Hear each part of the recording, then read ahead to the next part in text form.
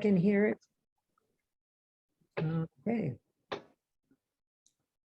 All right. So we'll start the meeting and just be aware, probably people will be coming throughout, but I want to welcome everybody. Thank you for joining the Fidalgo Democrats tonight via Zoom. My name is Barbara Cooper and I am the chair of the Fidalgo Democrats. The Fidalgo Democrats are an independent democratic association with a focus on education. And we'd like to start the meeting with an acknowledgement. Sarah, can you do that?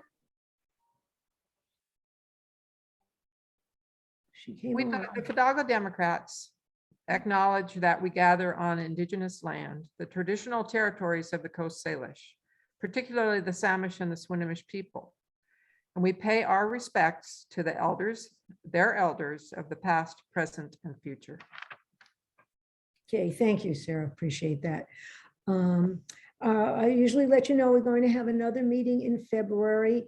We're not exactly sure what date and who exactly will be there. We're hoping that Rick Larson can join us, and we'll send out a reminder if and who is coming. And so before I introduce our speakers tonight, I'd like to ask if there are any elected officials or Democratic Party officials, including PCOs. If you would let me know and please introduce yourself, that would be wonderful. So I'm going to open it up and you can say hi or however you like to do it so we know that you're here and we can honor the work that you do.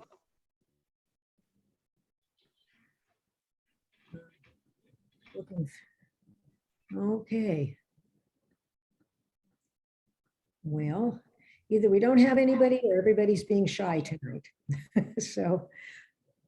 Don Ambrose, aren't you a PCO? Yeah, Don, aren't you? I am no longer, since I moved to Anacortes, I'm no longer a PCO. Oh, okay. Yeah. Well, I'm an appointed PCO in Bow now. Oh, okay, great. Brad, thank you. All right. Trevor's a So, PCO? I am a PCO. I'm a PCO up in Bellingham, but for the 40th LD. oh, great. Well, thank you. I thank all of you who do that. It's a lot of work. Okay, the next thing I'd like to do is I'd like to recognize anyone who's running for or considering running for public office. I'll let them say a couple of words. We sometimes have a few different folks that come on that are either going to or thinking about it. So I think I saw Claude come in. Are you here? I'm here. Yeah. Can you Okay, see me? hi. Yeah, if you'd like to say a couple of words about what you're running for and Sounds good. Yeah. Thanks, Barbara. Thanks, everyone. For those who haven't met me yet, because I will meet with everyone eventually. My name is Clyde Shavers, and I'm running for 10th LD State Representative, position 1 against Greg Gilday. So a quick background, again, for those who don't know me just yet. So I'm a lifelong Washington State resident, graduate of the U.S. Naval Academy, and served in the Navy for almost 10 years as a nuclear submarine officer and a public affairs officer with deployments and tours in the Middle East and Southeast Asia. And currently I'm finishing up my law studies at Yale Law School with a focus in environmental law. So for the past 2 to 3 years, I've been working with the Natural Resources Defense Council, NRDC, on a whole bunch of legal cases, including toxic chemical contamination in public drinking water, deforestation, regenerative agriculture, and clean vehicles, clean fuels legislation in California and Washington and Virginia.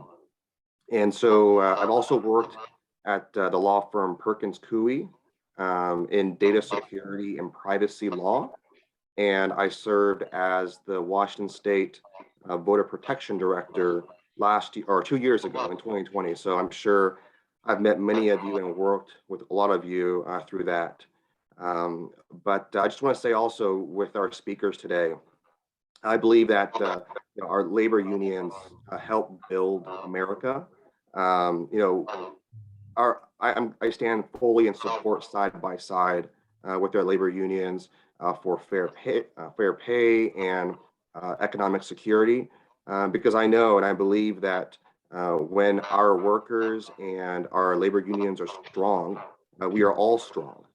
So I just appreciate our speakers here and also appreciate everyone being here in support of our labor unions, in support of what our workers are doing each and every day.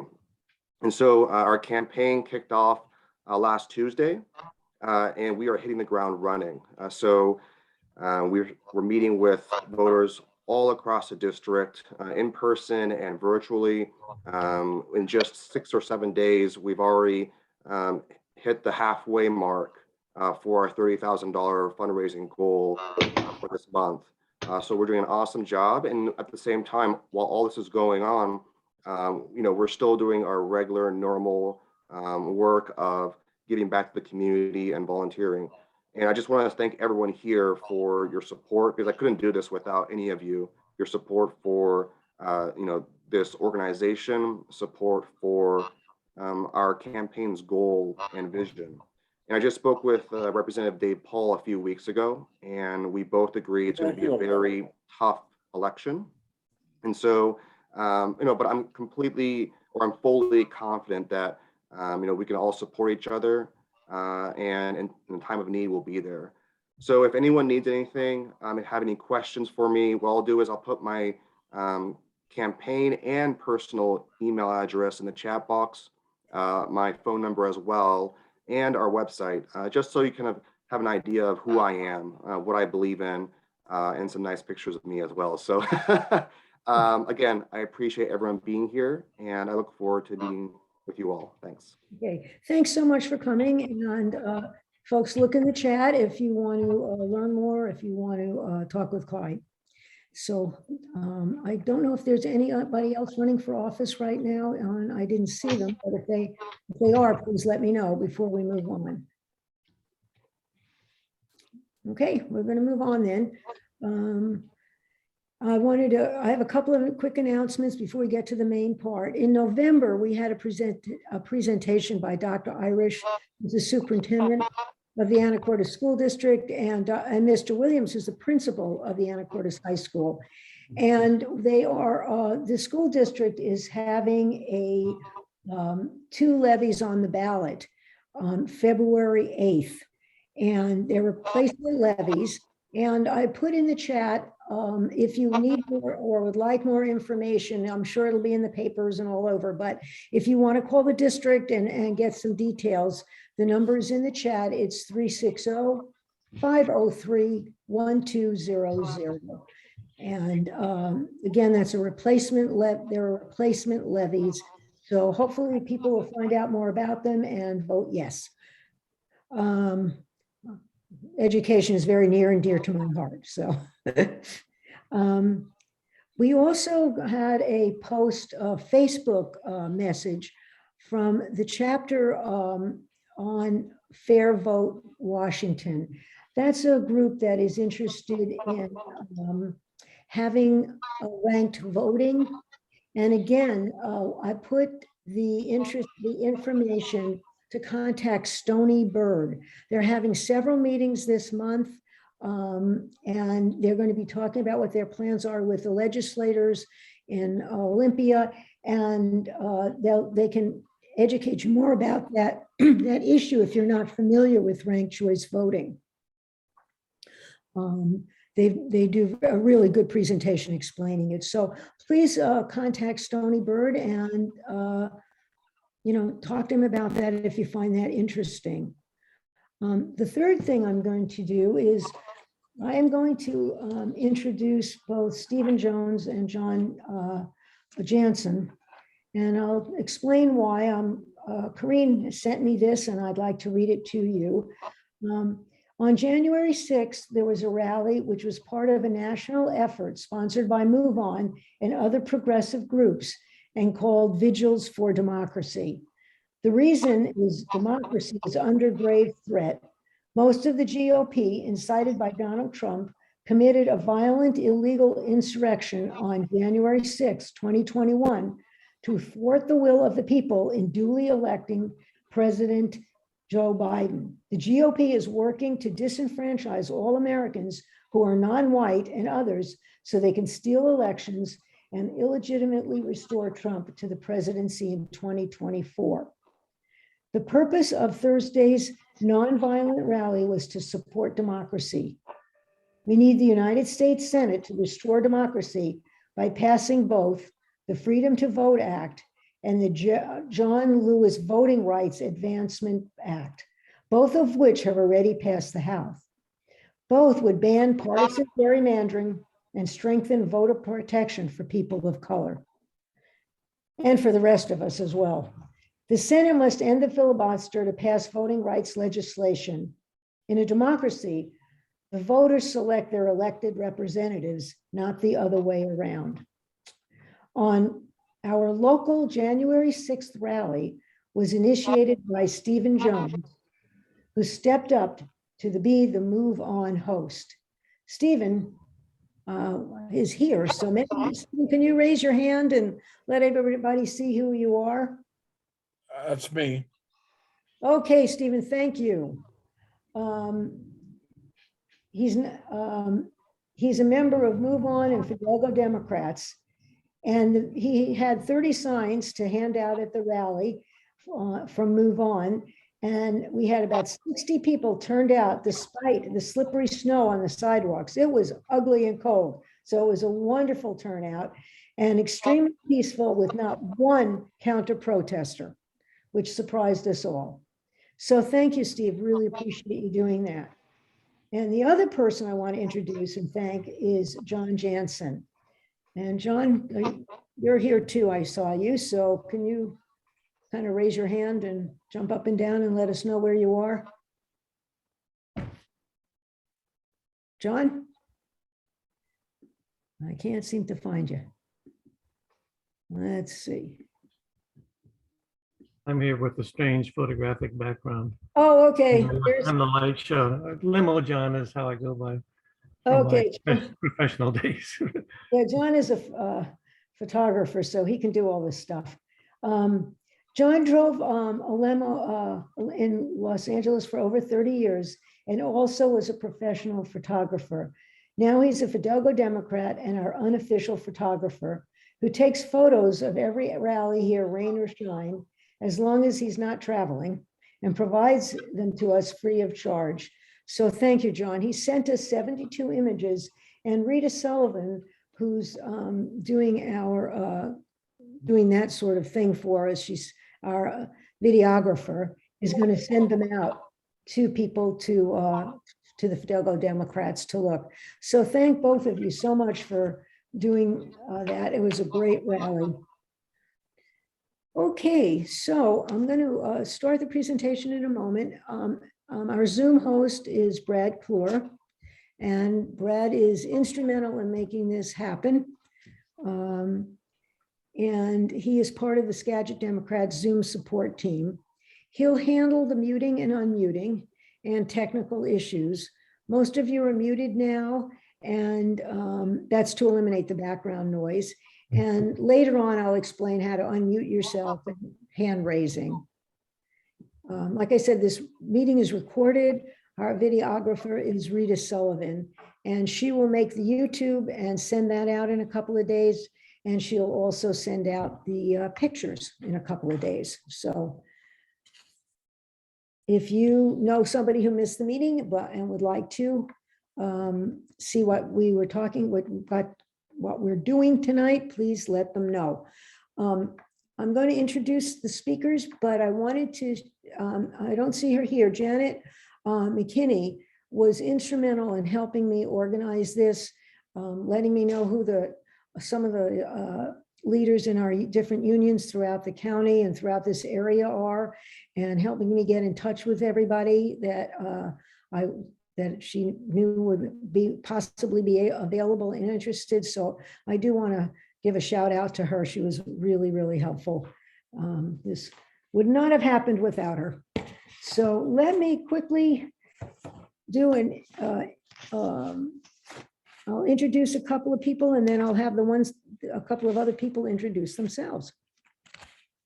And so I'm going to start with Trevor Smith, who is the political director of Laborers Local 292. And he has been the past chair of the 40th. So let me read his little biography he sent me, and thank you for doing that. I'm a political director and business agent for Laborers Local 292. We serve our members in Snohomish, Island, Skagit, San Juan, and Whatcom counties. I've been a laborers union member for 22 years and has been serving as the political director of my local for 3 years. Prior to coming back to work for my local union, I was the director of organizing of the Northwest region of the Laborers International Union. The area I was responsible for included 9 Western US states, 4 Canadian provinces, and 2 territories. I've also been a field organizer for the Washington and Idaho District Council of Laborers, as well as spending 14 years prior to that working as a construction laborer for several local contractors. On my off time, I was the past chair of the 40th LD and enjoyed being a new grandfather. Well, congratulations and thank you. And so let me, I'm gonna move on, and I have some information on Barney Smith as well. Hi, Barney. If you could jump up and down and let us know where you are so we can say hi. Thank you, Barney. Appreciate it. Barney Smith is an International Brotherhood of Electric Workers, IBEW Local 191, and he's the Whatcom Skagit representative organizer. And here's a little information that he sent me. He worked as a union electrician since 1997, worked in Skagit, Whatcom, and Snohomish counties since 2003. Worked as a non-union electrician for 4 years in Skagit, Whatcom, and Snohomish. Started working as an organizer business rep in July 2020. Grew up as an Air Force brat, lived in Europe and Asia, and he's a huge Sounders fan. Yay! Yay for soccer. Okay, now we have Fabiola. I don't have any information from you, so I'm going to have you introduce yourself. And, oh, there you are, great. Hi, so sorry, yes, Barb, I was on vacation and Oh, actually my daughter just had her quinceañera. So I was working on a big event for my family, but so my name is Fabiola Lopez and I'm a community organizer with UFCW 21 to United Food and Commercial Workers. I have been with the local for 9 years.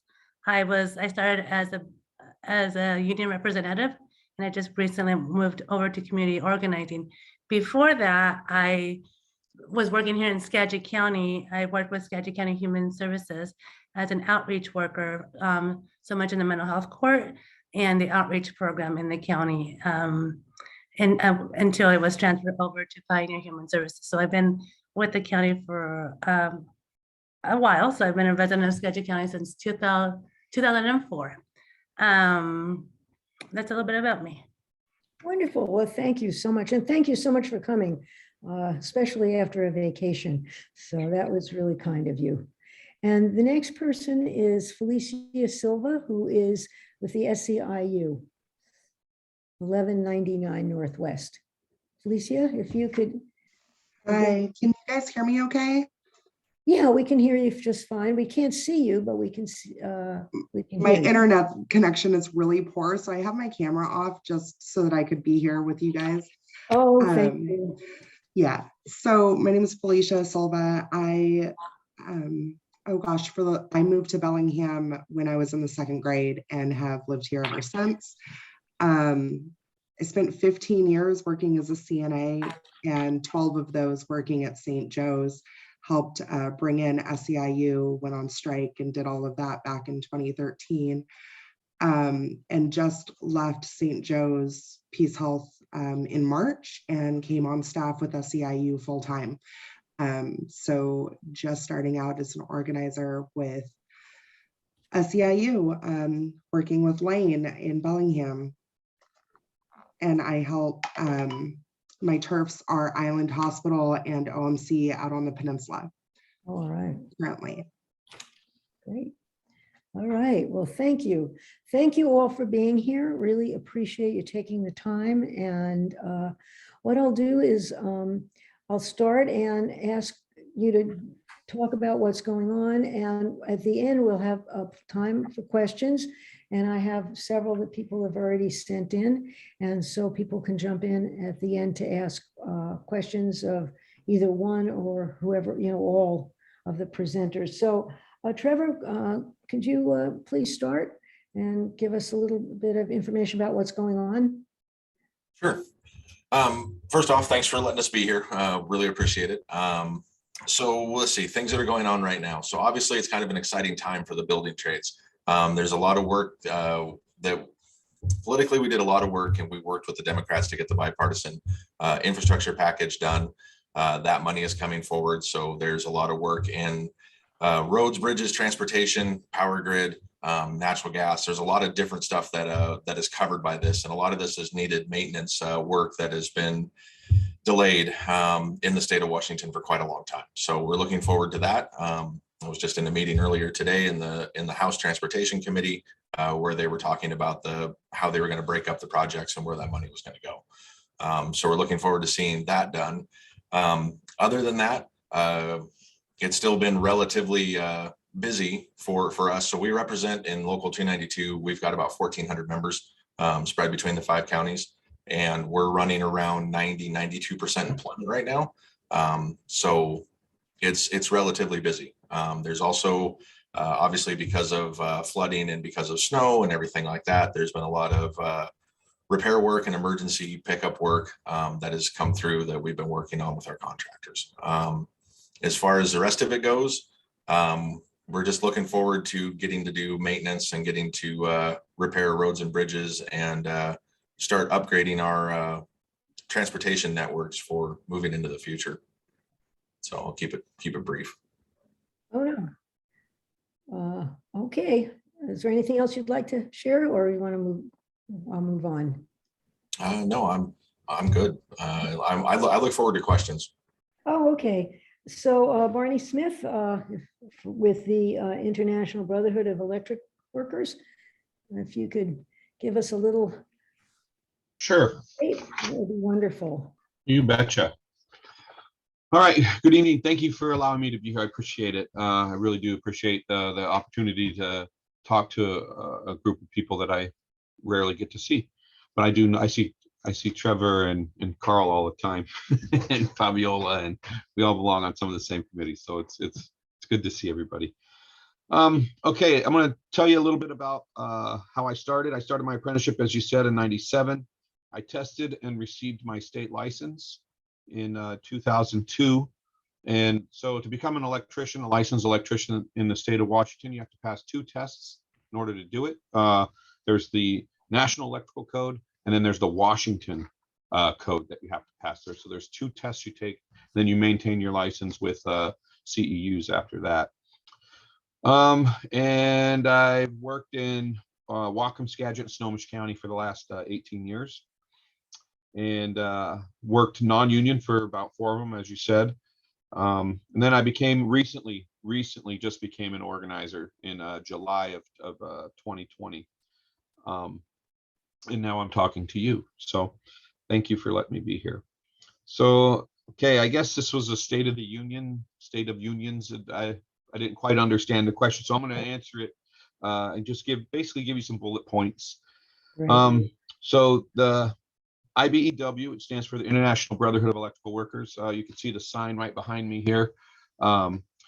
We started in 1891. We're an organization that's been around a long time. I think we're one of the oldest unions in North America. It's something we're proud of. We have an apprenticeship that offers 3 different apprenticeships. We offer residential, limited energy, and the commercial industrial licenses.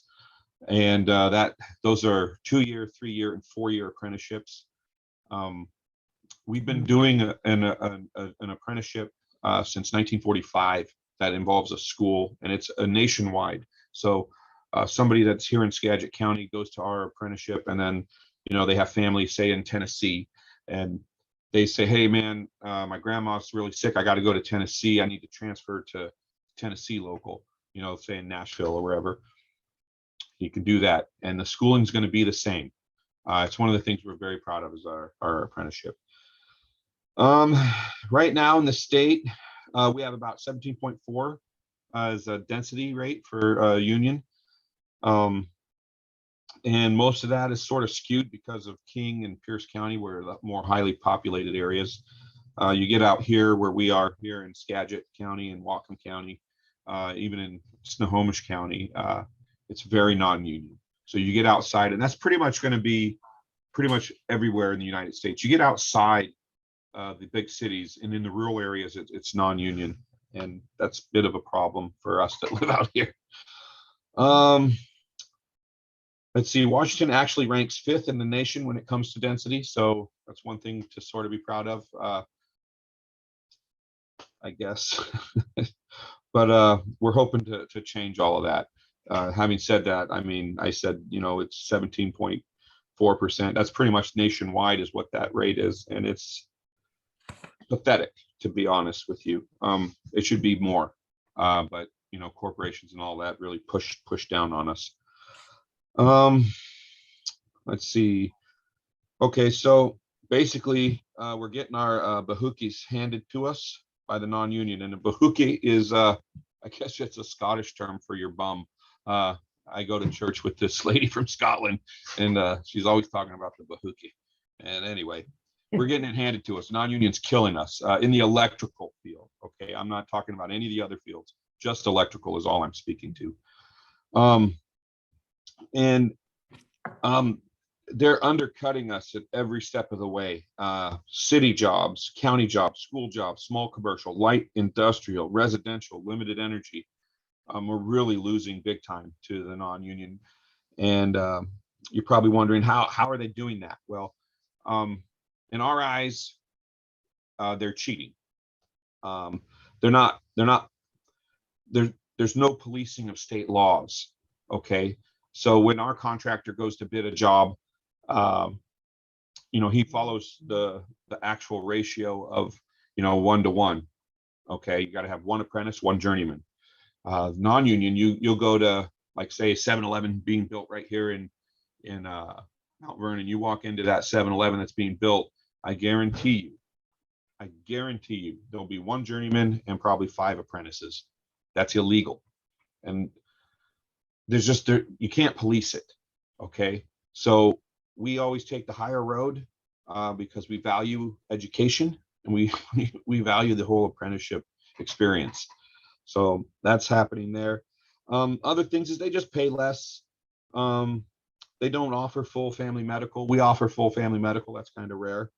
They don't always offer the best retirement, if a retirement at all. Everything goes right on the check. So they'll say, like, you'll see in the paper, $45 an hour. That's $45 an hour on your check. There's nothing else. And people are hungry. That's what they do. They're just going to take that job and work it. So whenever they do a state job or a county job or a school job, they're supposed to be paying prevailing wage. That's a state law that they got to pay that. But no one's policing that. And I'm not trying to bash the policing of it. There's just not enough personnel to do it. There's not enough money in the budget to have people police it. So, basically you're asking these companies to be honorable. Okay. And that just doesn't happen all the time. As people aren't always honorable. So that's part of that. And then I do want to say, not all non-union shops are bad. And they're not, because I worked non-union for 4 years here in Whatcom County because there was no union work. So they're not all bad, but I got paid way less. And in order for me, and I was the only one working. My wife we just had our second child. She stayed at home. My wife is a school teacher in Bellingham. And so she, at the time, she was staying home and I was the sole provider. And it was costing me out of my pocket, it was like $800 or $900 a month to have my wife and kids covered. And that was for medical and dental. So, I mean, I did a few pretty bad things because I was trying to pay. That was a lot of money to me. My first week's paycheck was like $150. My second week's paycheck was like $300. You know, and I had a mortgage, I had a car payment, you know, I had all sorts of bills. And so try to subsidize that, I would actually go into a house and say, hey, I can come back after hours and do this for cheaper. And I was just trying to basically pay that for myself. That's not honorable, but my hand was being forced. I wouldn't have been able to survive otherwise. We'd have been probably in an apartment complex, and you start down that path, and that's what happens. How do we combat this? Well, first of all, I think we got to have better advertising. And by that, I mean actually targeting the markets we need. And we've currently started that with this thing called geofencing. I don't know if any of you know what geofencing is, but our local is doing geofencing. I'll answer any questions you guys might have about that. Number 2, education. Plain, simple, educate. 3, get responsible bidding language in all city and county jobs that go out to bid. That is like super important to us. And people think, oh, you're just trying to get union jobs. No, that's not what it is. We're trying to raise the boat for everybody. So when that non-union contractor goes in there and we say, for example, we just throw out there full family medical. So now that contractor has to pay full family medical. It's the same as us. We want everybody to be the same. We all want the same thing. We want a good way of life. Number 4, education. Number 5, bring the threshold down for bidding. There are responsible bidding in there, but the threshold's really high dollar amount. We want to lower that dollar amount basically to 0. Anytime you bid anything, it needs to be responsible bidding. But we'll see how that goes. 6, education. 7, start at the county level, then work towards the state level. And this is something we're preaching at every union meeting is, who's on your county council, who's on your city council, know who they are, be familiar, know their actions. Like up in Whatcom County, for example, I live in Bellingham. There's a fellow by the name of Tyler Bird. He tried to pass this open bidding for it was open negotiations is what it was for the workers there, for the union workers there, which is that's the first step into killing a union.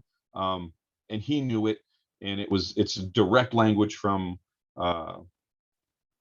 ALEC and the Freedom Foundation. It's pathetic. It's frustrating. Just wanted to, but you gotta hold it back. But anyway, that's where you start. You start there, and we've started that. We now have a political director, like Trevor's a political director. IBW now has one, and John Trainer's his name. So we're getting that ball moving. We're getting more involvement. Let's see here. 8, education. 9, any and all unions must stand together. Period. So, for example, and that's tough to say for unions because, especially in the building trades unions, we're constantly at each other's heads because, oh, the laborers are doing this. Oh, those pipe fitters are doing this, and we're constantly fighting with each other, thinking one's getting ahead over it. We just got to stop. And because we're all weak, really. So we need to stand together. Like, for example, the Teamsters, they're on strike right now. We should be with them. Let's see. 10, education. Education is very important to me. I think the more people know about the unions, about the IBEW, and I'll just speak towards the IBEW, the better off we're going to be. Name recognition, symbol recognition. It's just so important that people understand that and know what we're about. We're not about, getting all this money, and we're trying to get rid of that whole moniker that we're part of the mafia, because we're not. So currently in Skagit County, the IBW 191 basically controls all the work at the refineries. That's pretty much true, but not in the commercial or residential markets. We have 16 contractors working in Skagit and Island counties on a daily basis, compared to over 40 non-union electrical contractors going to town there. We use what's called market recovery to assist our contractors. So as a union, all of us pay into this general fund, and it assists contractors to bid against non-union. And an example of one is on the east side. My jurisdiction goes to the east side as well. The city of Wenatchee job, we threw $145,000 at a particular city job to a contractor to use to lower their composite rate, to assist them in bidding and winning the job, and they lost. $145,000 and we lose. Just crazy. We threw 1.25 million at the Amazon in Arlington. We were 2 million high on that, and we threw 1.25 million at it.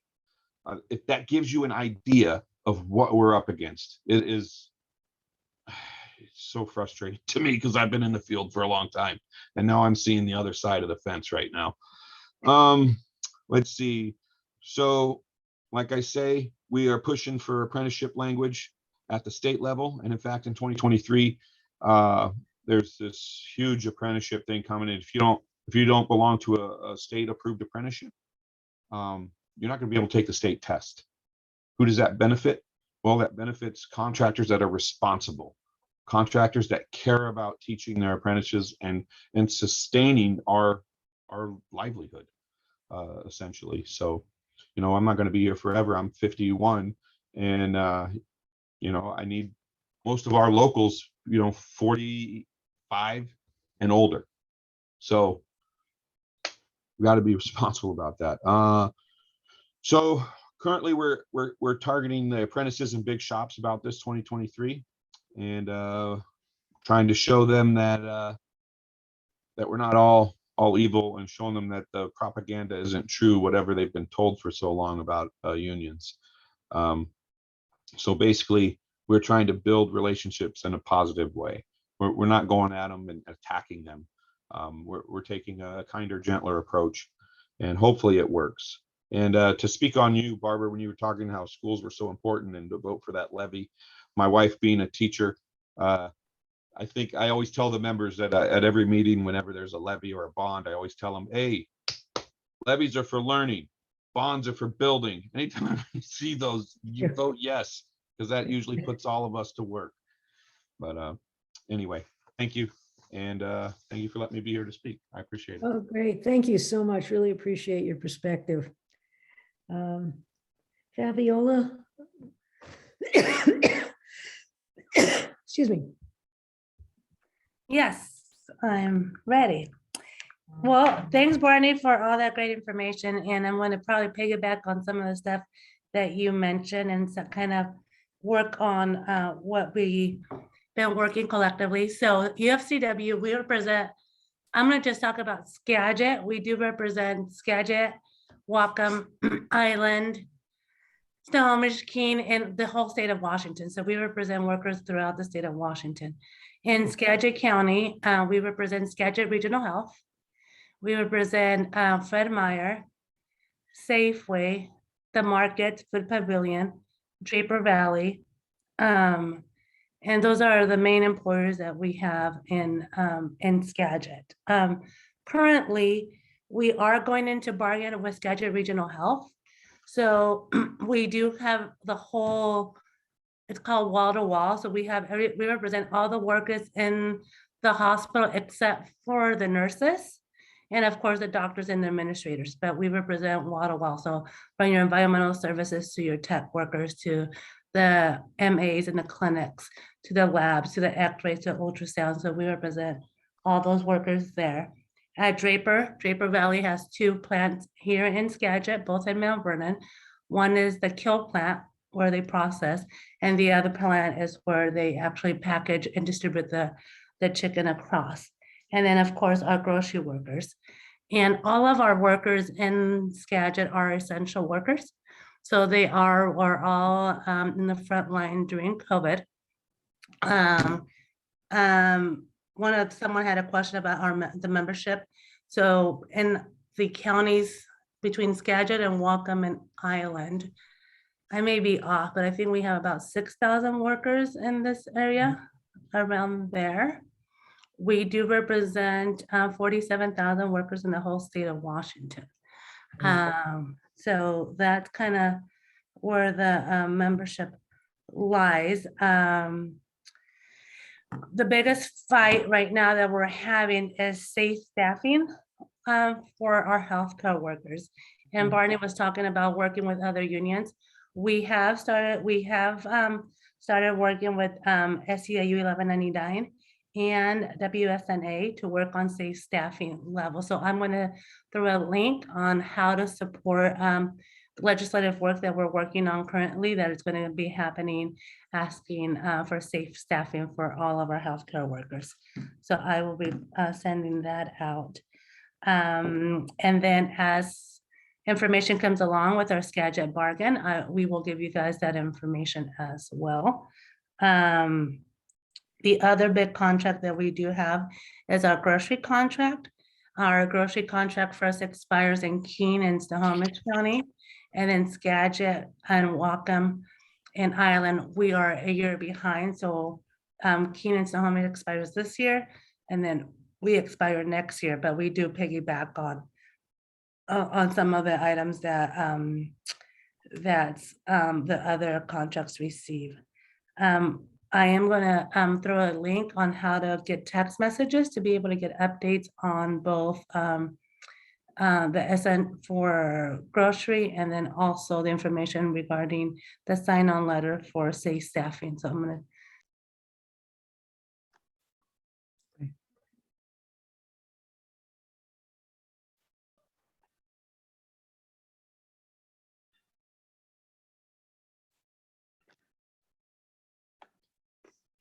Okay. You're muted. Okay, did you guys hear me? Where did I get left off? After you put your chat information. Oh, okay, perfect. Okay. So in regard to racial equity work, we have been working a lot with cannabis work in the city of Seattle and trying to help because a lot of people of color were incarcerated and due to the war on drugs. And so there's a lot of work on trying to be able to help people of color get licenses in the cannabis industry. So there's a whole panel of researchers that are working on trying to provide some racial equity in the cannabis industry. So that's one of the other big works that we are currently working on. And locally, we just work, as workers, we work, and then we live in our community. So we have started a community movement builders program within Skagit and Whatcom County to give back to our community. So our membership met and we did donate $5,000 to Northwest Youth Services to help the homelessness, youth homelessness in our area. And one interesting conversation that I have our trade in here, they were working on getting some washer and dryers and they were saying other work. I go, oh, maybe we could work with our other unions and see if we could help out with some of the needs that they have. But it was a very interesting conversation, as also our youth are looking for apprenticeship programs and they're also looking for work to be able to. So it was a good conversation to start with Northwest Youth Services on how some of our youth could come into our trade jobs and our apprenticeships.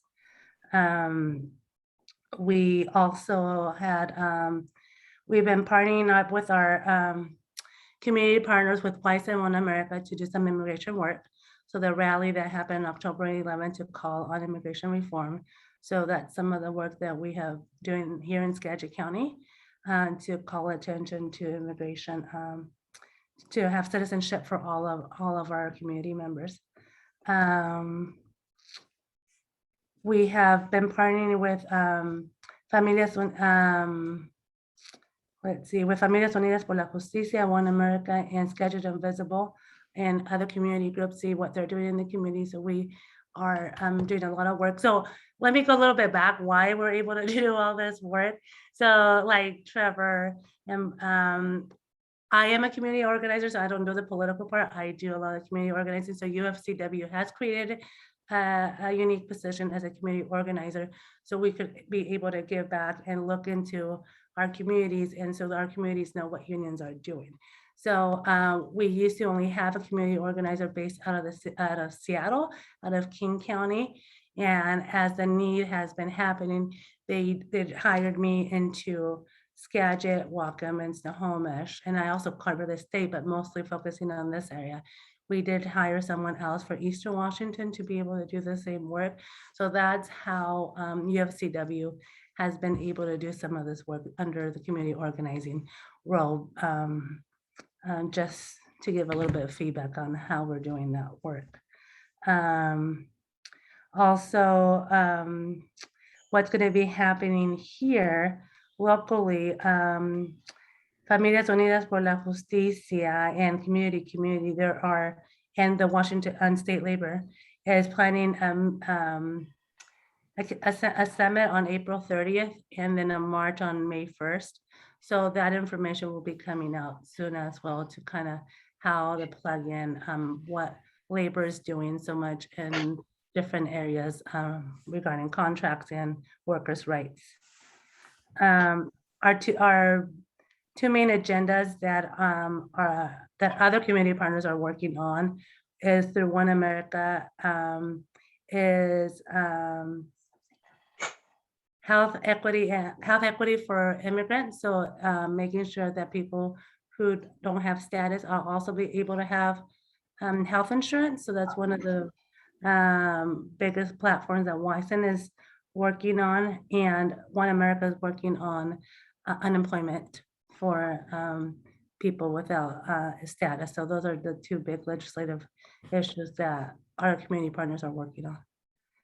Oh, good. Well, thank you.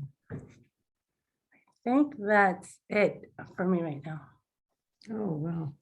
Well, you sound like you're amazingly busy. So thank you. Okay, we'll move on then to Felicia Silva for SEIU. Which is Great. I'm actually going to piggyback off of Fabiola a little bit and speak to the Washington Safe and Healthy Law, which is the current safe staffing campaign that SEIU has partnered with WSNA and UFCW to do. We actually have some pretty exciting updates about that bill. As of earlier this week, a Republican out of Spokane, Mike Bowles, has co-signed the bill. So it is starting out bipartisan, which is a huge step.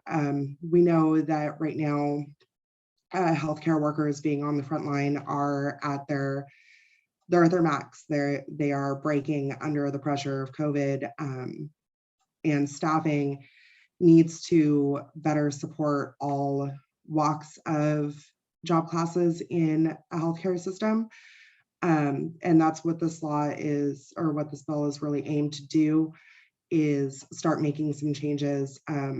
They do protect RNs, but also protect CNAs, techs, lab, phlebotomists, all of the job classes that are patient facing, that are also having a high burnout and need the protection behind it. There is one other one. We haven't created, there hasn't been any talk yet of what the bill will look like, but there will be a separate bill that'll focus on environmental services, housekeeping, and janitorial staff. And that's not just in healthcare, that'll be throughout the state, and what safe staffing will look like for them. That group is just starting to meet through Washington State. And as we get more information moving forward with that, I would be happy to bring that back to you guys. Right now, the Washington Safe and Healthy bill is the big one that will be going public I think went public earlier this week.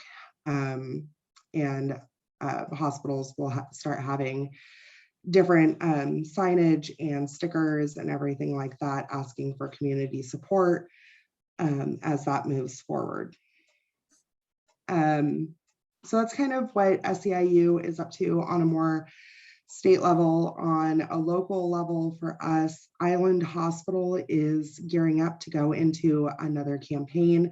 We actually have our first date of negotiation on the 21st of this month, which will be negotiating over Zoom. So that should be interesting and a lot of fun. Island Hospital currently sits at about 60% union density due to the Janus decision and everything else. So that is an uphill battle there oftentimes where people opt out of being in the union. So our density drops. So that's something that we work really hard to get ahead of and be meeting. One of our strategies is to try and meet members as they're getting hired before they hit the units, and really before anybody else has had a chance to talk to them.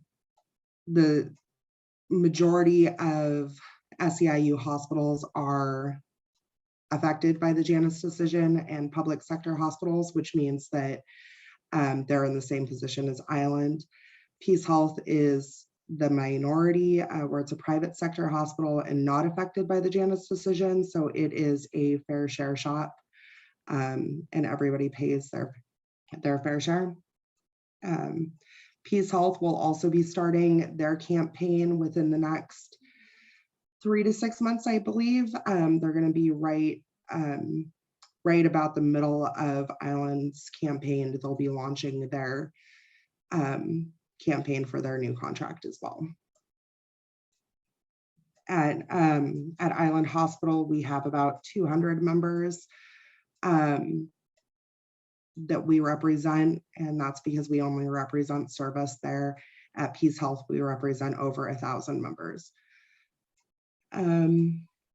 So yeah, those are kind of the updates for SEIU and what we have going on as we move forward. Those two things on a state level, just watching for those to come out as those start moving forward. And we do have a hearing date for the Washington Safe and Healthy law that'll be coming up. Okay. Oh, wow. All right. Thank the four of you for coming and really updating and educating us on what is going on. Right now, we would be ready for some questions. So I'll do a little of the logistics here. Muting and unmuting. Most of us are used to Zoom now, but if you're not, in your lower left-hand corner is a little microphone. If you put your arrow on that, it'll mute and unmute you. And so that enables you to speak. You can also unmute yourself by holding down the space bar. Hand raising, that's always fun. You go to the word reactions, which is on the right-hand side. You click on that and you see a hand raising arrow. And so you can do that. And that way I can hopefully see you and call on you for that. If you're having trouble, Brad can help you out. He's our fearless leader for getting things going with the technology. So that is really important. And if you have any computer issues, you can let us know and Brad might, help you off the screen. I'm looking at our chat here. Like I said, I put in the information about the Anacortes School District, about fair vote. And I'll ask Carl DeYoung has several questions, but I'll start with one and then we can come back to him. What is your membership density in Island, Skagit, and Whatcom counties? And that would, any of the union folks can jump in and answer that question if you have that information. I think Fabiola answered it. Yeah. Oh, okay. Fabiola, do you want to repeat that then for us? About 6,000 between Skagit, Welcome, and Island for us, for UFCW. I'm not sure of the other unions. That's, yeah. Okay. IBW, we have a little over 300 members up in Whatcom County. We have a little over 400 between Skagit and Island, right Okay. around the 400 mark. Total 191 wide, we're sitting at probably 2,200. Okay. For the laborers, we have about 550 in Whatcom. We have about 450 between Skagit and Island. And then, yeah, for the 5 counties, we're at 1,400. Okay. Well, I'll move to Sarah now, which, Sarah, you have your hand raised. Thanks, Barbara. This is not, the farm workers are not under any of your purview as far as I know, except in specific aspects of their trades. But perhaps you could give us some insights about HB 1750 that is proposing a 12-week break on employers of farm workers, exempting them from the overtime pay, except over 50 hours, I think. Are any of you covering that issue, and what do you see happening with the legislature on that? What I read suggested that there were Democrats as well as Republicans involved in presenting that. Any comments? I could take it up a little bit. Go ahead. So we are definitely keeping an eye on it. Familias Unidas por la Justicia has reached out to us. Our lobbyists are working, of course, we're against it. So we are keeping an eye on what's going on and see where it's moving as UFCW. Because we do represent, poultry, but we also represent cannabis, and that will impact some of that. But we are, we support our brothers and sisters in with Familias Unidas por la Justicia and all of our farm workers. Thank you. And I would suggest from the building trades point of view, from the laborers, we don't support anything that tears down working conditions for any of the men and women anywhere. So this wouldn't necessarily be something that we would support as far as the removal of overtime, especially something that was so long left out, the farm workers and housekeepers and stuff like that being left out of the overtime rules and the labor laws in the beginning. So the fact that we've won that in this state, or they've won that in this state, is not something we would want to see rolled back. Do you have any sense of its of the likelihood of it being successful? Any of you? I don't yet. Thank you. Okay, thanks, Sarah. I see Brad is the next person. Brad, do you have any question? Yeah, it looks like you have your hand raised. Yes, this is a question for all of our union representatives. It's a difficult question, and I really support unions and the right to organize, but I'm also very concerned about environmental issues and climate change. I work quite a bit in that field. So my question is, how do we best articulate the intersection between the interests of people and union members and issues around environment and climate change from the union perspective? What is the best way to articulate that common denominator that we all share? Can I answer that one? Yes, please. Okay, sorry. So this is something that we've worked on a lot from the laborers and from all the building trades and from the labor councils, is finding that intersection of where this all comes together. And for me, and for what we've been working on with the laborers specifically, is how to create those green jobs, how to create that transition, right? And how to make those as good living wage jobs, not race to the bottom, low wage. Let's just get this done because the priority is getting the work done, not necessarily supporting workers and creating this new industry, right? Right. So that's what we've been working on. When it is when it comes to stuff that is funded by cities and counties or taxpayers, right, there's obviously prevailing wage. So that creates good living wage jobs, because that wage is set for your industry and for your skill level in your occupation, and the work that you're performing for all of us. But a lot of what we're talking about now is residential, and that is generally not organized as nearly to the degree of public work, right? There is a private work prevail wage for stuff that is funded through the government. But a lot of this stuff we're talking about is like through grants, opportunity councils, housing, stuff like that, right? So this is where we start working on things like PLAs, which are project labor agreements, and then CWAs, which are community workforce agreements. This is where we can have things like priority hire and local hire. And then we can also set things like a minimum wage, or we can tie it to something that already exists at the state level, a living wage or something beyond minimum wage, right? We can also use that as a bridge so that we can bring people out of extraction industries, out of fossil fuels, out of all of that, and they can still maintain their trade and their craft and maintain their wages and their benefits, right? So that's how we see all of this coming together as far as giving people the opportunity. So for my craft, we do a lot of work in refineries. We do a lot of work in natural gas. We also do a lot of hazmat cleanup.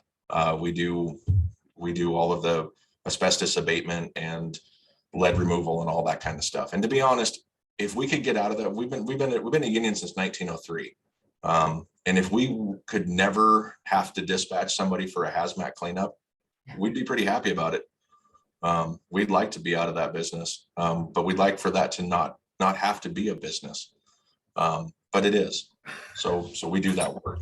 But we have to figure out how we can take these members, these men and women that are making living wages with pensions and with healthcare, move them over to this newer, greener energy economy, something outside of, and I should be specific about this, because for most of the building trades, we all work in solar farms, we all work in wind farms, we all work in tidal, we work in hydro, we work in a lot of these different places, right? And those are good jobs. But we need to figure out how to wrap our arms around the entire work that needs to be done. And there's a lot of talk about this, and now I'm repeating myself again, but this is where we go back to PLAs and CWAs. And that is how we can create that bridge to give workers the opportunity to get out of the extraction industries and still have good family wage jobs. Thank you, Trevor. Sure. Anyone else have a comment on that question? I just want to say that as we are with the floods and everything that has been going on in our counties and all the weather impacted situations that's happening to our membership, we listen to our members, and what we're trying to do is have our membership come to the tables and have these conversations within the community and address climate change the way that where they're the union. So we want them to be out there talking and being at these tables. We have just started recently, like I said, coming into Skagit and Whatcom in this role. So our hope is that our members will be in these tables talking with you guys and talking about why they look like and what they feel needs to happen. Okay, great. Thank you. I see we have Andrea's iPad. Andrea, I don't know your last name, I don't think. So could you introduce yourself and ask your question? Yeah, I'm Andrea Dahl. Oh, yeah, I know you, Andrea. Anyway, and I'm just I'm very impressed with the questions, but I have a particular interest, and that is with kids in high school. And I think it was alluded to earlier by a speaker, but how are kids getting to know about the apprenticeship programs, and do they have programs in the high school for somebody who is interested in being an electrician, for example? That's my question. Yeah. So I've emailed every counselor in Skagit, Island, Whatcom County. I've spoke at just about every high school up in Whatcom County at career fairs. And I let them know. And usually there's also non-union people they're looking for workers. So I always let them know. So we're not partnering with the schools. That's kind of, I don't know why we're not there yet. That's stuff we're working on. We're working on having a better, like I said, we're really truly working on relationships. And we've been sort of MIA for quite some time in this community, in all communities. That's why we're so weak right now as a union. So yeah, we're working on partnering with them, and I do go to speak at every chance I can, every career fair up and down the I-5 corridor. Thank you. Could I follow up on that real quick, Barb? Sure. Could you use public support on that? I mean, like somebody calling into the school district and saying, you need more contact with skills and building skills and so forth for the kids? That would be a blessing. Yes, that would be incredible. That's exactly what I'm talking about, is we all need to stand together as a community, and we all have to start fighting for the things that we know are going to support our community, because our dollars stay here. And I think that's part, whenever they talk about the middle class is what really builds this country.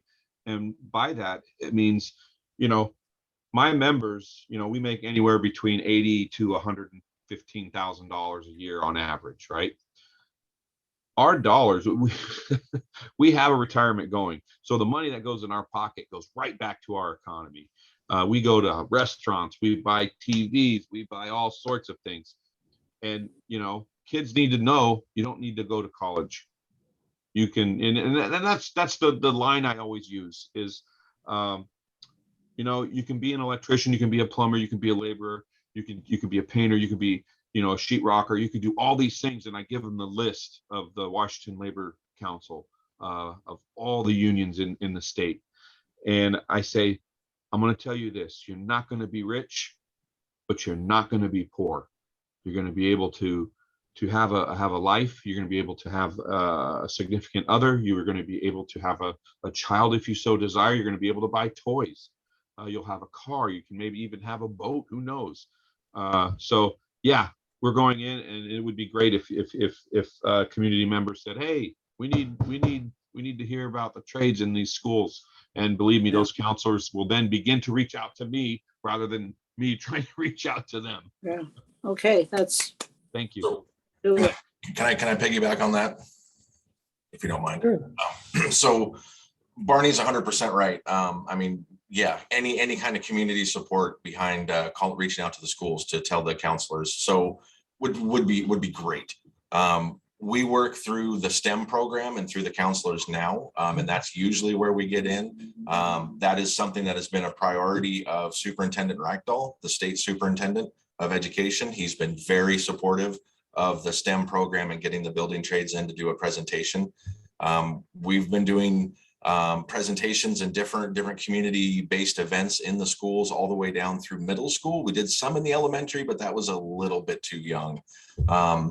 So one of the things that Barney's union, the electricians, is that there is yearly there's and I'm blanking the name, Barney. There's a big event where they bring is it Trade Up, where they bring all the school districts together and they bus people around, they bus students around that are interested in trades. And one of the places that we do that is at the Electricians Hall in Mount Vernon. And they're kind enough to bring the rest of the trades along and let us use some of their shop space to show kids who we are and what we do. It's one of the ways that we're not necessarily, I mean, Barney's right, all the unions we're competitive with each other, right? But at the end of the day, it doesn't matter. It's about bringing opportunity to these kids so that they know that there's an alternative other than going to college. And then even for SEIU and for UFCW, there's a lot of discussion about what they call non-traditional apprenticeships at the state level and getting those into the state registered system, because there's a lot of opportunity with no matter what it is that you want to do to have an apprenticeship and have a decent career. So yeah, but any support to get people in there, absolutely, that would be great. Okay, thanks. Thank you thanks for the questions, Andrea. I'll go back to Carl because we look like we're cycling, unless somebody else has a question, hasn't raised their hand. Barbara, I'd like to, it's Shay, I'd like to just ask a follow-up on the apprenticeship if I could. Sure, absolutely. Thanks. So can you guys talk about what the capacity is in the apprenticeship programs compared with the number of students who are looking for apprenticeship? Because what I'm hearing from you is you're trying to get word out, you're trying to attract students, but I have heard anecdotally some other stories where a kid, for example, wants to become a journeyman apprentice, electrician, excuse me, and can't find a slot. So what's the capacity like? I'll let Yeah. Barney answer that one. I can follow up with after you're done, Barney. All right. That's a very good question. Yes, and that happens all the time. See, and that ties into getting work. Okay. Us bringing in apprentices means we got to get work. And to get work, you know, we're utilizing this thing called market recovery to assist our contractors in order to bid work and be competitive. So once we get the work, then we can bring in apprentices. Now, we're not wasting this crisis that we're in right now because we've learned how to do things over the web. So our school is really going to change, and we're going to be able to even expand our apprenticeship. We'll be able to, incorporate all the apprentices we need as we grow because of we're going to start utilizing this technology. Most of our classes will be done via Zoom, this style, and then they'll come to our training center, which is what Trevor was talking about here in Mount Vernon, and that'll just become one giant lab. And we got labs all over the place in there. You know, how to bend conduit, how to program PLCs, how to wire up transformers, generators. I mean, you name it, we got it all going on right here. Wonderful labs, and that's going to probably be the future of what we're going to do. So when we start getting all this work, we'll be able to start taking more apprentices. We'll have the capacity to do it. I hope that answers your question. Okay. And can I follow up a little bit on that? Sure. It's a great question, and every union is slightly different in how we do our intakes. Like for instance, the IBEW is a licensed craft. As laborers, we are not a licensed craft. We hold certifications and we hold certain licenses for certain scopes of work, but it's different, right? So we have, I mean, out of 1,400 members, we have about 155, 160 apprentices currently in the system, just for my local. And when I checked earlier this morning, there was about 12 on the out of work list. Barney's 100% right. We have to have the work in order to have the apprentices. Otherwise, we bring an apprentice in and they basically starve to death on our out of work list. Doesn't benefit them, doesn't benefit us. So we're always trying to make sure that we're getting that next job so that these folks can go to work. And with apprentices, it's particularly important that they do go to work and that they're in a good environment where they are learning. One of the things I would point out is that there's two types of apprenticeships in the trades. There is state registered apprenticeships, which is what all the union apprenticeships are. And then there are the non-regulated, like in-house company apprenticeships, which are not state registered and they're not portable and they don't really follow any regulations as far as what they're training. So a lot of times when we do this stuff and we talk about apprenticeship, we try to make sure that we're very specific about, like Barney's apprenticeship, the laborers apprenticeship, the operating engineers, they are held to the highest standard because they're regulated by the Washington State Apprenticeship and Training Council through the state government. We have to comply and we have to teach to a certain level. And actually it's the highest level, or we don't get to keep our apprenticeships. So, and our students have to prove proficiency in what we are saying they are qualified to do. For laborers, there's 520 hours in class and there's 6,000 hours of on-the-job training. That's our apprenticeship. So it's a little involved and there's a lot to it. Barney's is even more involved. There's a reason they don't let laborers play with power, and that's because we'll electrocute ourselves. So we want electricians to do that, and they have to have licenses and they have to be able to do that right the first time. So, and then even for what we were discussing earlier with the non-traditional apprenticeships, those things will be hopefully inside the state system as well, and it'll be training people the next generation to the highest level we can get. So whether you want to be a laborer, an electrician, a heavy equipment operator, a mechanic, a nurse, a meat cutter, it doesn't matter. You'll be trained to the highest level, and it'll be something that'll be an actual career, not just a weekend kind of a gig. Sorry, I'm off on a tangent again. Thank you. No, that's helpful. Anyone else? Fabiola or do you have Sarah anything? Peterson has her name up, her hand up.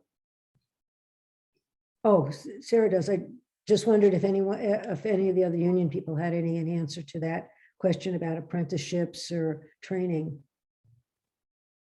I think Trevor nailed it because we are working with the main apprentice and the medical assistants and other fields in the medical field regarding apprenticeship. And it's something that's being worked out through the, at the state level right now to be able to provide apprenticeship for other trades as well. Oh, okay. Thank you.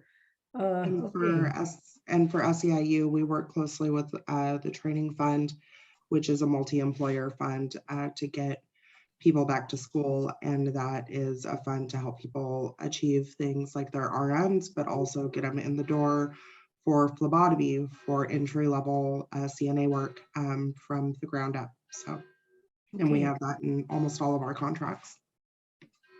Oh, okay, good. Thank you. Okay, I'll circle back. Sarah has her hand up. Sarah, you have a question? Yeah, okay. Yeah, I been thinking about the Amazon fulfillment center that is appears to be coming to Skagit County, and I'm wondering whether anyone is thinking about what kind of organizing will come along with that. Yeah, there's been some discussion about it. Well, let's see. So the general contractor that is building that site is non-union, but strangely they're building. So the general contractor who bid that project is non-union, but their building side is union. Strangely, I've got almost a dozen guys out there working, pouring concrete, doing stuff like that. Carpenters Union has, I don't know how many guys out there doing framing and stuff for the tilt ups. But that's only on the construction side. As far as the actual workers themselves, I know that there's a lot of attention in the media being paid nationally to this about how they're organizing. I assume it would be the same kind of a thing here. And it's certainly, I think, something, and maybe I'm a little out of school here, Fabiola, Felicia, Barney, but I think it's something that we would all support. If they wanted to form a union, we'd be more than happy to support them in doing that. Thank you. Yeah, that's as you said, the building of it is union. Union electrician is out there, Mill Plain Electric out of Vancouver, Washington. But as far as the workers that are going to be inside working at that facility, good luck. Amazon's the largest non-union. I mean, even you go to the poorest part of this country, was that in Mississippi, where they were trying to unionize, and it got voted down. And that's because of the brainwashing that happens of how evil unions are. And basically how corporations run everything, and we got to start changing stuff. Ralph Nader back in the 80s was right on the money in corporate America, for those of you who remember who Ralph Nader is. But yeah. Okay. I know that Shay had asked this. She wanted to know what you view as the union's most significant issue locally, and if there's anything that the community can do to support the unions. I see here, I know that we have the ways to support the healthcare and grocery workers with a text for grocery updates, and that's in the chat. Is there anyone what are the most significant local issues, and what can we do to help? So I always say you vote with your dollar. So like with farm workers, buy fruit where unionized farm workers work. That's the fruit you buy, or that's the vegetable you buy. When you're choosing to have something done at your business. Be responsible. Choose union. There's that old saying, back, was it look for the union label? I mean, choose union. That you want to know how you can help? That's how you can help.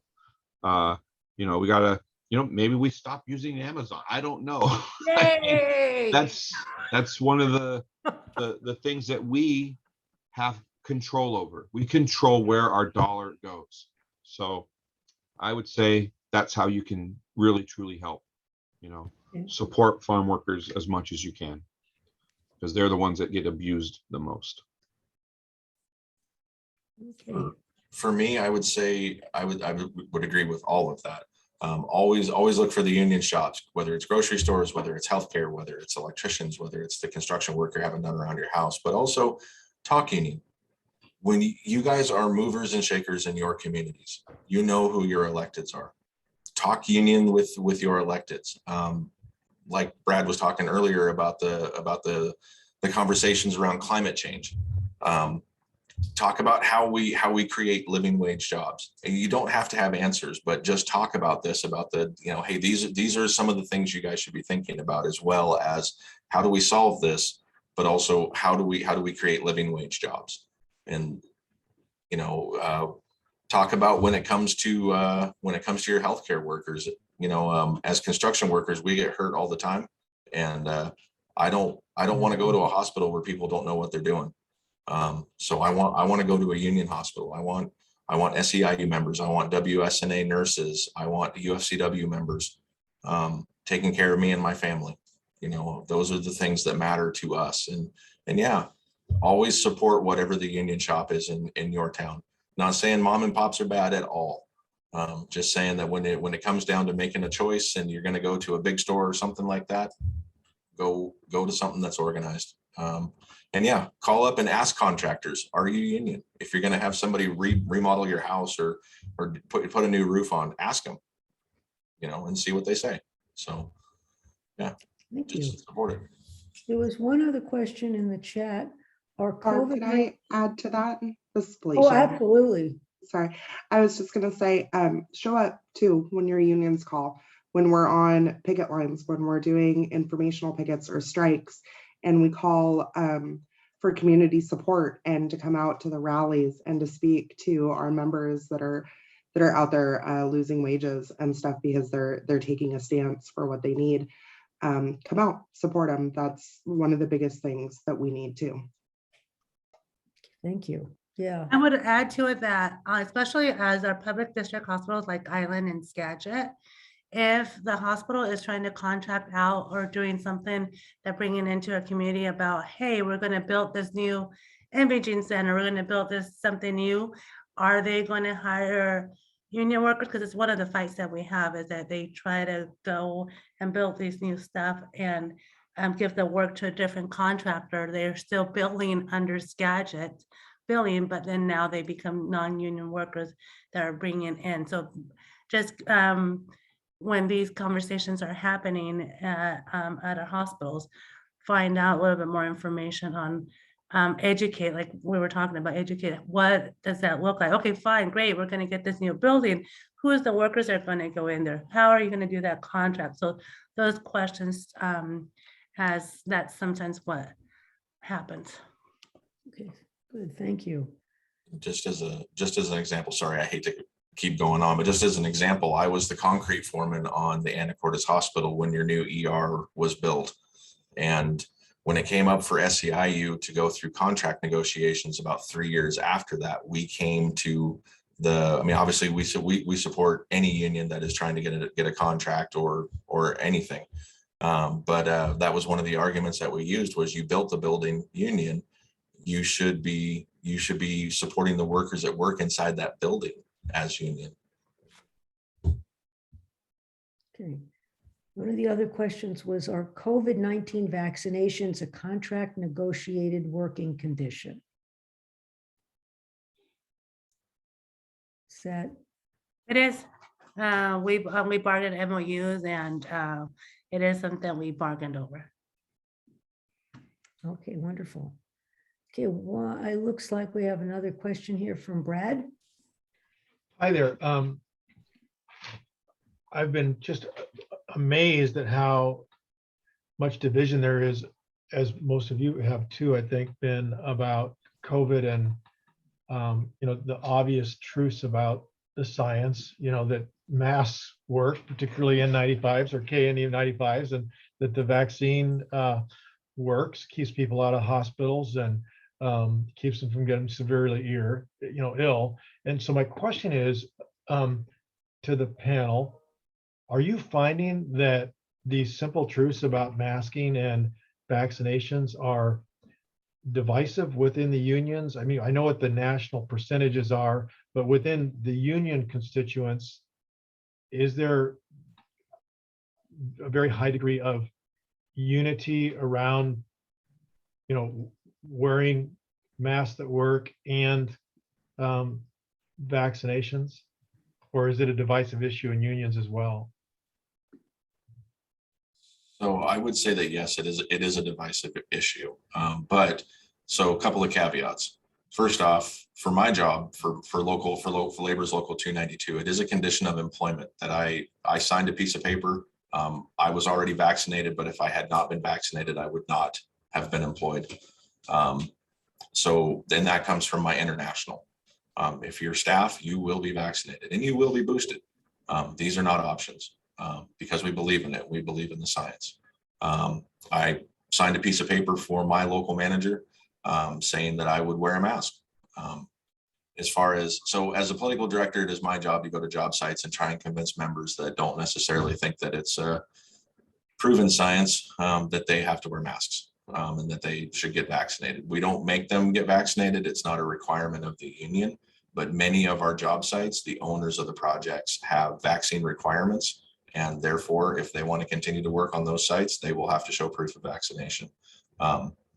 It's not us telling them that, but we are saying that we are going to make sure that we comply with whatever the site safety rules are, and that includes vaccination and wearing masks. Right. So probably about 30% of my members that I've had this conversation with, and it's difficult. 30% of them you've had the conversation with yourself. On job sites about they don't want to get vaccinated. They don't believe in it. They don't want to wear masks. They find them uncomfortable. You guys have any, within the union itself, do you have any, health officers, scientific officers that are kind of the corollary to Fauci, if you will, that are interpreting and advocating for issues related to health and welfare? Or is that how does that work kind of from a perspective? So for us, we have several different departments inside of my international. One of them is the National Health and Safety. It does everything from advocating about silica awareness and pushing legislation to get people like we have a lot of members that work on the Hanford site doing cleanup. So we do a lot of education around healthcare and around keeping ourselves safe at work and not taking things home with us. Right. So yes, we have a regional director for health and safety that works out of my union's regional office that covers 9 Western states and Canada and all that kind of stuff. Right. Right. So he sends stuff to the local, and then it's up to us as the agents or as the staff of the local to disseminate that to our members. We also have social media. We send stuff out through mailers, through phone calls. We do a lot of work internally with that. Right. Well, I would urge you as a leader that has some, reach probably into that level, to ask them to do more with respect to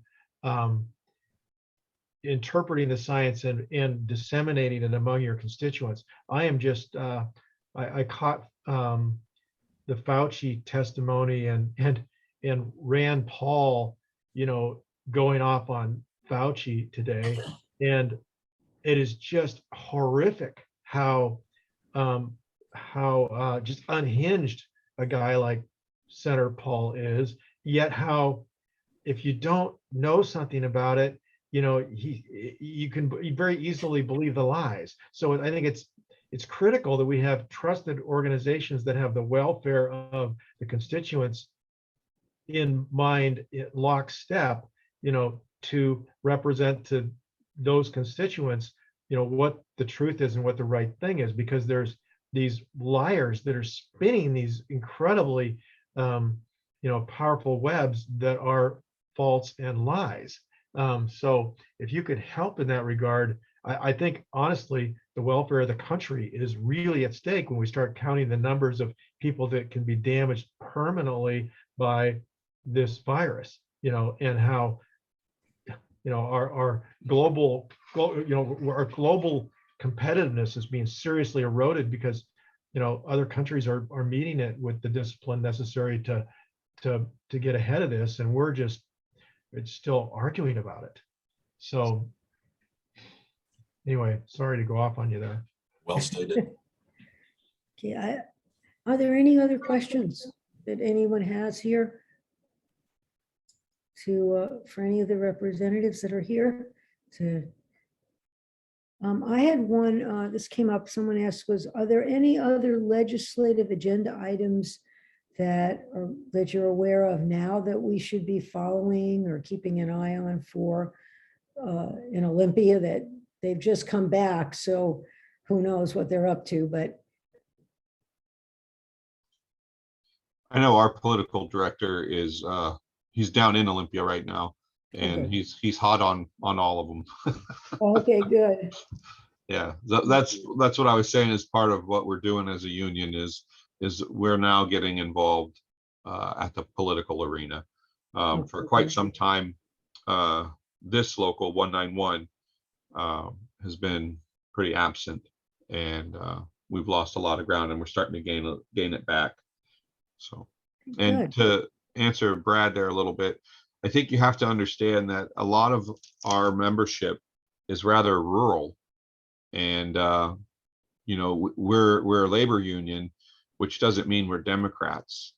A lot of our members are Republicans, are part of like the Tea Party or the Freedom Party. I mean, it is a tough go trying to get everyone on the same page. So take that into consideration when you're talking about Whatcom and Skagit and Island County. There's a lot of rural folk that have felt jilted from parties, political parties. So that's how we get Donald Trump as president. Is often people speak over the labor and not actually to them and include them. So that's why I'm delighted to be part of this right now. So thank you. Yeah. Okay, I see that Fabiola has put something in. Our community partners, WAISN and One America, are working on immigration issues. The two main agenda items are access to unemployment and health insurance for undocumented workers through a state plan. One America's 2022 legislative agenda, where One America and health equity for immigrants. Okay, wonderful, thank you. And Can I throw a couple suggestions in there? sure. So for us, the ones that there's like 4 different bills down in Olympia about state registered apprenticeships. Everything from fixing some language tweaks for electrical licensing. There's a couple of others for extending apprenticeships to below the state level and into cities and municipalities, the registered apprenticeship language. Those are all ones that we would support. There's a couple of other bills. Most of them we either are trying to work on language fixes or we support as far as apprenticeship goes, including some around non-traditional. There is HB 1776, which is a rewrite of prevail wage for high hazard facilities.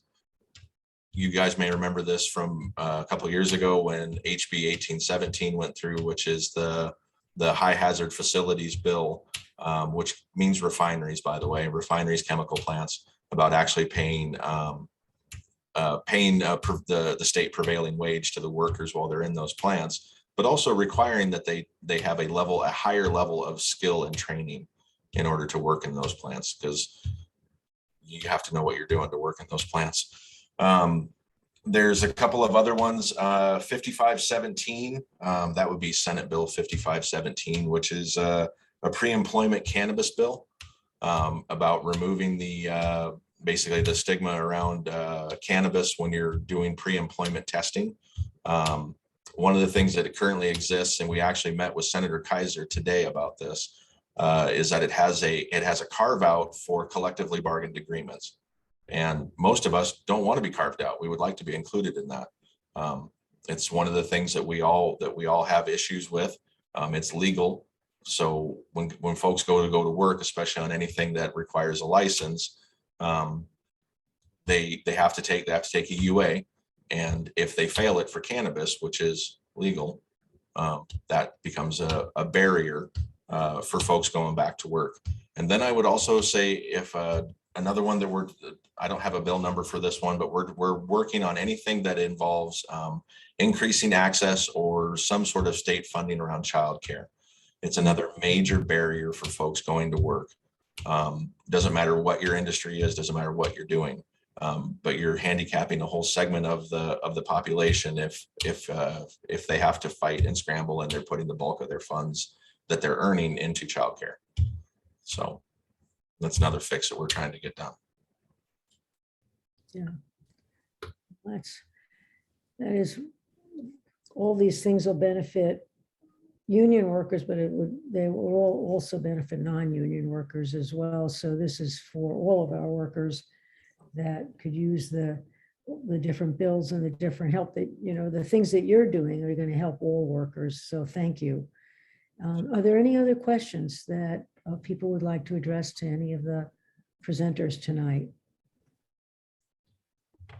Okay, with that, then I'm just going to thank you all for coming. It was very enlightening. Really appreciate all the work that you're doing. It's very, I know it can be discouraging from what we're hearing, but I think it's so important. And hopefully more and more workers will understand the benefits of what a union can do for them, because it's really significant for a lot of workers. So thank you. Also want to thank Brad, our fearless tech person who makes all this happen and keeps it all together. Rita couldn't join us this evening, but she will be putting out the YouTube. Brad will send her the recording and it'll go from there. And thank everybody who came. Really appreciate it. Great questions. And I'll stay on for a few minutes if anyone wants to stay on and talk. It's certainly something we can do. If people need to get going, that's fine too. So thank you all so very much. Really appreciate it. I just want to say hello quick. It's my first chance to attend a meeting here. My name is Stan Dury. As you can see, I think you can probably see my name, or at least my initials. I'm relatively new to the area. I've been here about a year. My involvement, I come here from suburban Philadelphia, where I was very actively involved with the Democratic Party, was an elected township official and committee person back there. Most of my participation in politics since I got here has been standing at the corner of Commercial and Oaks on Sundays, holding signs. I'm sure a number of you can relate, but anyway, it's great to be here. I'm really impressed with the quality of the meeting, the amount of information and the participation, and it's great to be part of it. I look forward to the chance or when we all get to meet in person. Right. Anyway, I just wanted to say hello, and it's great to be here. Thank you. Well, thank you so much. Appreciate that.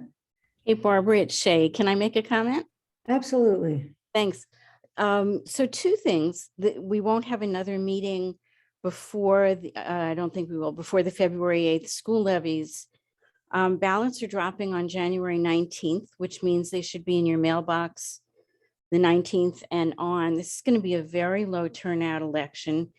There's no organized opposition, but it's very important that folks who support the schools make sure they vote. Please talk to everybody that you know, send them, emails and so forth.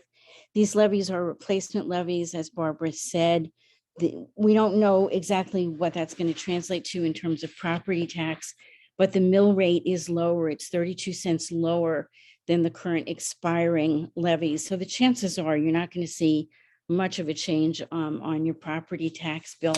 And it is really critical for our schools this year. Interesting about the earlier comment between levies and bonds, because this bond or these levies actually, to my mind, confuse some of the things that are generally funded through bonds, and we're doing it through levies, but that's something else.